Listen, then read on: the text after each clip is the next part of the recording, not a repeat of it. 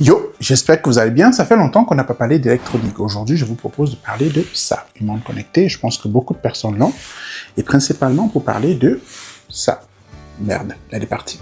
En fait, il y a une lumière verte qui est mise par cette petite ampoule qui est là derrière. C'est elle qui permet de calculer la fréquence cardiaque, le taux d'oxygénation dans le sang ou encore les calories qu'on brûle pendant le sport. Sauf que quand tu es noir de peau, comme moi, ça marche pas très bien. Je t'explique en deux pourquoi.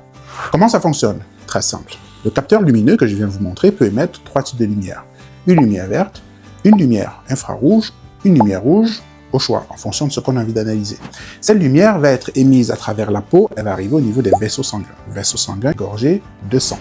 Sang qui contient de l'hémoglobine, qui est le pigment qui donne cette coloration rouge. Et cette hémoglobine, par ailleurs, adore les lumières vertes. Elle va absorber une partie de la lumière qui vient de la montre, et la partie qui ne sera pas absorbée parce qu'il n'y a pas assez d'hémoglobine, elle va être réfléchie, et le signal que la montre va lire, c'est la différence entre l'intensité envoyée et l'intensité réfléchie.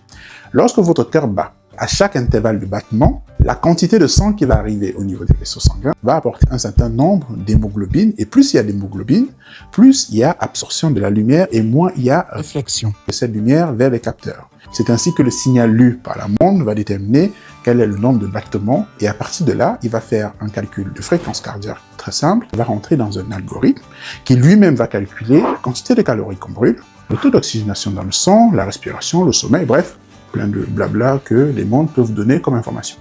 C'est très clair.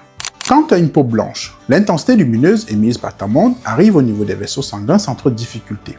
Ça trace, c'est une autoroute. Quand tu es noir, c'est embouteillage assuré. Embouteillage créé par... C'est assez simple.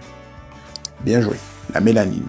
Plus tu es noir, plus tu as de mélanine. Et comme par hasard, la mélanine adore les lumières, et particulièrement les lumières vertes. Par conséquent, la lumière qui est envoyée par la montre, avant d'arriver au niveau des vaisseaux sanguins, est grandement absorbée. Déjà par les mélanines, ensuite par l'hémoglobine, avant d'être réfléchie. Autant vous dire que le signal que la montre reçoit, vous avez compris. Ciao. Ce qui ne veut pas dire que si vous avez une peau blanche, le résultat est beaucoup plus fiable. Hein. Loin de là.